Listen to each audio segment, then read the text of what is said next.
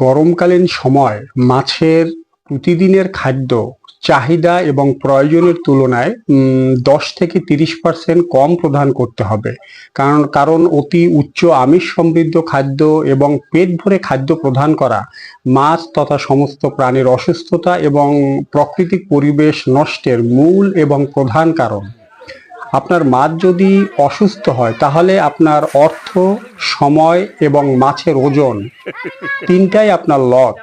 কিন্তু যদি কম আমিষ সমৃদ্ধ খাদ্য এবং কম খাদ্য প্রদান করেন, মাছের বৃদ্ধিটা তুলনামূলকভাবে একটু কম হবে, কিন্তু মাছের বৃদ্ধি হবে, আপনাকে লস করতে হবে না।